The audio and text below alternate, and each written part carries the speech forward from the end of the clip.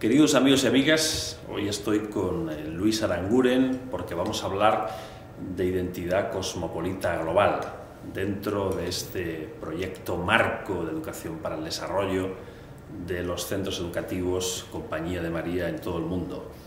Para hablaros un poquito de Luis, antes de preguntarle sobre este artículo que nos ha hecho relativo a la identidad cosmopolita global, pues tengo aquí un libro suyo, uno de sus últimos libros, que se llama Indignación, Caminos de Transgresión y Esperanza, escrito junto a Joaquín García Roca y Francisco Javier Vitoria.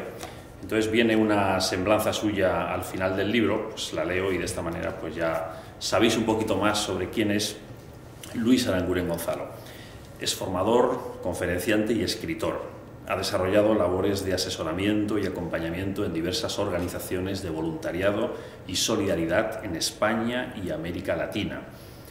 Es autor de más de una docena de libros. En PPC ha publicado Reinventar la Solidaridad en 1998, Cartografía del Voluntariado en 2000, Educar en el Compromiso en 2002 y Humanización y Voluntariado en el 2011. Actualmente trabaja como director de ediciones de PPC. Pues muchas gracias, Luis, por atendernos en esta entrevista. Gracias a ti y a vosotros, César. Muy bien.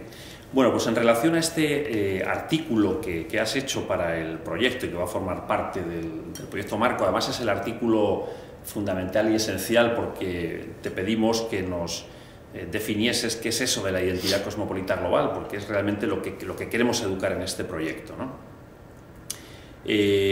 Titulas el artículo haciéndote eco de un libro de Alain Touraine, Podremos vivir juntos, ¿no?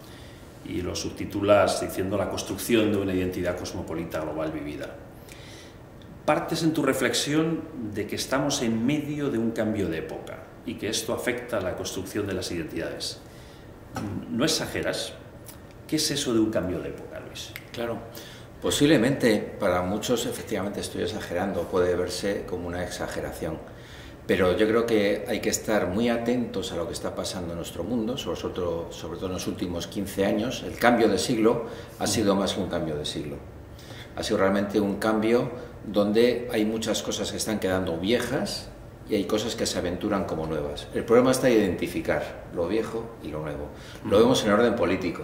Los partidos políticos, la democracia representativa tal como se está formulada y hecha y realizada, nos queda ya pequeña. Se nos queda eso, ya es un traje muy estrecho. Es como si estuviéramos un traje que ya tiene muchas costuras ya muy rotas y se está rompiendo, ¿verdad? Pero pasa en el orden económico. Pasa de una economía capitalista productiva a una economía financiera que nos tiene descolocados también. Pasa en el orden social, pasa en el orden educativo, pasa en el orden religioso. Es decir, la llegada del Papa Francisco deja viejas muchas cosas, desde el punto de vista estructural, pero también desde el punto de vista pastoral, evangelizador, etcétera, ¿no? Bien, cuando digo aquí, y si hablamos de cambio de época, bueno, pues es simplemente ir identificando que en el orden de la política, de la economía, de lo social, de las relaciones familiares, de la propia antropología, de la espiritualidad, de las religiones, se está dando un salto cualitativo, que no es ni bueno ni malo, está sucediendo. Es simplemente, yo creo, que constatar una realidad, ¿no? El reto que tenemos es identificar qué es eso nuevo que están haciendo.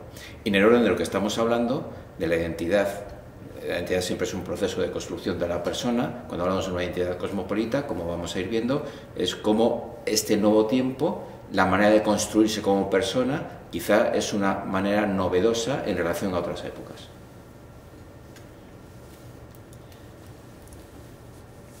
Muy bien, y siguiendo un poco con estas ideas, hablabas de la identidad. Somos herederos de una identidad occidental, ¿no? Excesivamente centrada en conjugar el sujeto yo con el verbo soy.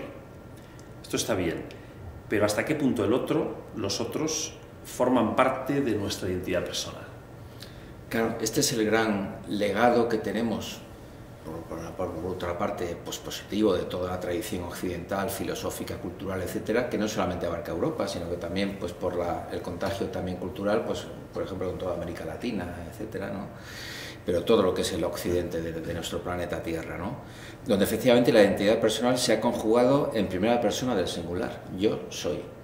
Y claro, y ese yo soy, incluso cuando yo digo yo soy español, católico, filósofo, editor, padre de familia, vecino de Getafe, no me doy cuenta de que ya estoy integrando muchas cosas que no tienen que ver con mi propia persona, tienen que ver con un lugar en el que nací. Y no nací, me nacieron, porque fue mi madre la que me parió.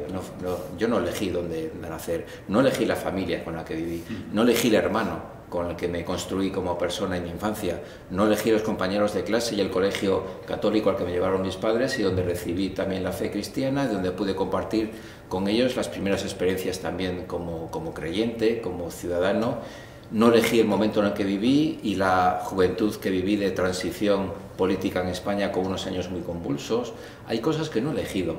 Por tanto, los otros son muy importantes en el orden de la construcción de la persona. Desde el mismo momento, como suele decir el filósofo Carlos Díaz, dice siempre intentando pues criticar a la tradición occidental cuando dice aquello de Descartes, no pienso luego existo, es la gran mentira de Occidente. Es decir, la gran verdad en la construcción de cada uno como sujeto se puede construir en una sola frase, que es soy amado, luego existo. Es decir, cuando nacemos, y cada niño que nace, niña que nace, lo primero que se hace ya en el paritorio es llevarlo a los brazos de la madre, en el regazo de la madre, porque ese pequeño ser que está naciendo, su primera conciencia de sujeto va a ser la hospitalidad, el abrazo, la acogida de la madre. Soy amado, luego tengo existencia. Si no soy amado, si no soy acariciado, si no soy abrazado, tengo una diferencia muy difícil. Muy bien, en tu opinión, tanto el universalismo abstracto como el particularismo singular son dos formas de eludir la cita con la identidad global cosmopolita. ¿Por qué? ¿Hay alguna salida? Claro, otra de las tradiciones que tenemos en Occidente de bandearnos con los problemas y con la complejidad es buscar disyuntivas, o lo uno o lo otro. Hemos conjugado con demasiada facilidad el o, porque es muy cómodo. O me quedo con el particularismo identitario, es decir, yo con mi identidad española, católica, a la defensiva, donde los demás, los otros que no son católicos, que no son españoles, que no son occidentales, me resultan extraños y me resultan por ser extraños molestos, y por tanto ese es un foco en el que se está construyendo un tipo de identidad, y en el otro extremo estaría una especie de identidad universalista, angelical, desencarnada. Soy ciudadano del mundo, pero a veces esa frase no dice nada. Soy del todo, mi patria es el mundo, una especie de cosa demasiado cósmica, demasiado angelical, pero que también se disuelve como un acicorillo. El problema está en lidiar con esas dos construcciones que son reales.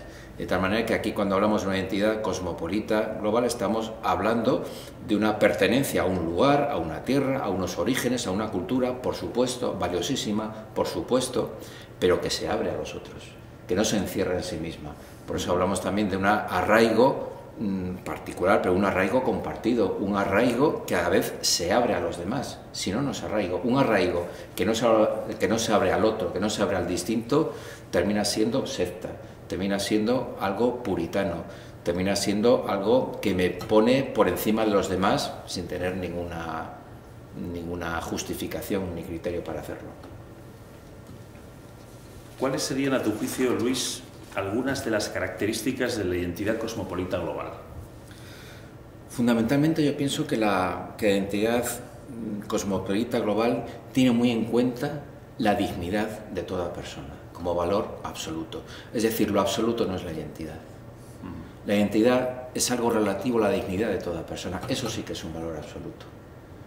La raza, la religión, las creencias políticas, las ideologías están en el orden secundario, es un orden inferior en referencia al valor absoluto que es la dignidad de toda persona humana. Por tanto, la identidad compartida congenia mucho con eso. Tiene muy presente que lo importante no es ni siquiera su propia identidad compartida o global, sino la dignidad propia y la del otro. Por tanto, la dignidad, digamos, una característica fundamental de la identidad cosmopolita global es que humaniza todo lo que encuentra. Me humanizo a mí mismo como persona y nos humanizamos juntos entre gentes de distintas religiones, procedencias, regiones, etc., ¿no? Por lo tanto, la humanización es una clave importante. Otra clave fundamental, la identidad cosmopolítica tiene que ser dialógica, está sometida al diálogo como vehículo de encuentro, como vehículo de resolución de conflictos, como vehículo de comunicación, como vehículo de construir algo juntos, y eso lo vemos en la escuela continuamente, incluso en las cuestiones de resolución de conflictos. Al final, pues el acuerdo, el diálogo ha de ser, digamos, el método fundamental, no violento, pero en la construcción de la identidad, porque no olvidemos que la identidad no es algo dado, es algo que construimos y que construimos juntos con los demás, pues es algo que nos está construyendo y nos construimos entre todos. Otra característica muy importante para mí, porque entiendo que esta identidad cosmopolita no es fácil de construir, no es fácil de realizar, no es tendencial. Yo creo que los valores importantes de la vida y los valores importantes que construyen un mundo habitable, justo, no son valores tendenciales. La justicia no es tendencial, la solidaridad no es tendencial. Es decir, el buen samaritano, cuando va a ayudar al herido, lo normal es salir corriendo, lo normal es seguir por tu camino, porque ayudar al otro es pararse al encuentro del otro en su camino, en su lugar. Y la identidad compartida nos está invitando constantemente a ponernos en el lugar del otro, a caminar con los zapatos del otro, a trabajar la empatía como camino de encuentro con el otro, y eso no es tendencial. Y por último, yo diría que la identidad compartida, otra característica importante, es que nos lleva a la construcción de un espacio común, pero es más, de un espacio, yo diría, moral en el sentido de reconocimiento mutuo, de respeto, de tener por encima de todo la dignidad, por encima de cualquier otra consideración. Por tanto, cuando las identidades muchas veces se juega en el terreno de los territorios, el territorio español, el territorio musulmán, el territorio católico, el territorio progresista, el territorio conservador. Aquí no hay territorios, hay espacios que construimos, gentes distintas, gentes diferentes, pero que nos une esa identidad compartida que vamos construyendo juntos. Estupendo, Luis. Una última pregunta para finalizar ya la entrevista y aterrizando en que, bueno, pues estamos en un proyecto educativo, estamos en un espacio educativo, ¿no? ¿La identidad cosmopolita global es educable? Claro que es educable, debe ser educable. Además, yo recuerdo, lo pongo ahí en el artículo, que cuando era profesor de ética en un instituto de Getafe, en una ciudad de un barrio obrero de las afueras de Madrid, de Getafe, dando ética y trabajando el tema del racismo, ¿no? Empezaba a ver los vídeos, ¿no? Y trabajamos con los chicos, pues eran de 15 años, 15, 16 años, que se fueran al barrio de Getafe, pues empezaba a ver las primeras oleadas de migrantes, sobre todo de África subsahariana, aquí a España, en concreto a Getafe, ¿no?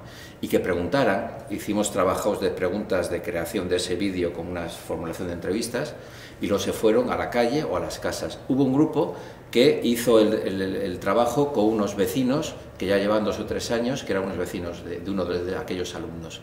Y cuando sacaron el vídeo, nos lo pusieron a toda la clase, hubo una cosa escalofriante. Una de las preguntas era, ¿qué echáis de menos de vuestra tierra? Eran gente del Congo, de Centroáfrica, de África, ¿no?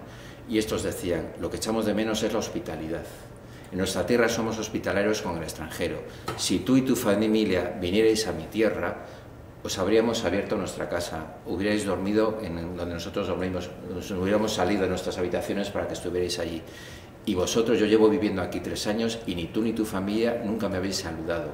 He sido un extraño para vosotros. Y porque tienes que hacer este trabajo para el instituto, vienes ahora a conocernos.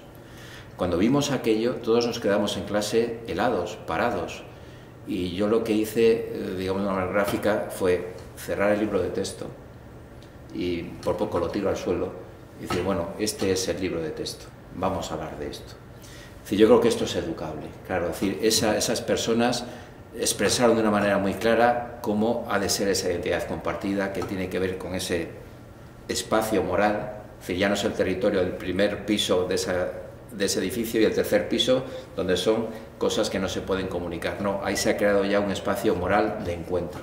Por tanto, yo creo que esto tiene que ver mucho, la identidad compartida, con educar fundamentalmente la convivencia entre diferentes. Hablamos desde el principio, porque la pregunta fundamental de este siglo es, ¿podremos vivir juntos? Como decía con la pregunta de Alain Touraine, ¿no? Porque esa es la gran pregunta del siglo XXI. La identidad compartida no es, ni siquiera en términos educativos, una pregunta abstracta ni un concepto teórico. es una construcción en términos de convivencia. Y a través de un proceso sencillo que ahí también planteamos, ¿no? En primer lugar, de ver la realidad, lo que está pasando. En segundo lugar, de hacernos preguntas, como esas preguntas que se hacían esos chicos: ¿qué echas tú de menos? Tú que eres diferente, ¿qué echas de menos de tu tierra que aquí no encuentras? En tercer lugar, estimar el valor en este sentido de la convivencia, de la creación de esta identidad compartida, porque la identidad compartida no viene por la razón, no viene solo por, digamos, por la cabeza, ¿no? Es también algo del corazón, es degustar también el sentido y el valor de la identidad compartida. Tantas veces, por ejemplo, como un campo de trabajo entre gentes distintas, adolescentes distintos, genera ese valor de la convivencia, ¿no? Cuarto lugar de ese proceso educativo sería realizar ya ese valor, pero ya no realizarlo en ese campo de trabajo, no ya realizarlo en ese trabajo que hacen haciendo ese vídeo con los vecinos del África subsahariana, sino realizarlo ya en el día a día de su clase, de su ser vecinos, de su ser familia, en su barrio, en los entornos en los que vivan y vivamos tanto los chavales, los alumnos, como profesores, como padres y madres. Bueno, pues muchas gracias, Luis, por habernos facilitado este rato en tu jornada, en tu trabajo habitual, ¿no? Por facilitarnos este espacio para facilitar a su vez también el acceso a este artículo, y sobre todo por las ideas que has vertido en el artículo, por inspirarnos, porque yo creo que los lenguajes que ya pues nos has aproximado aquí, los marcos han sido muy inspiradores para desarrollar este proyecto, para empezar a escribirlo y para empezar a caminar, que estamos en ese proceso. Así que muchas gracias. Muchas gracias y seguimos caminando. Fenomenal.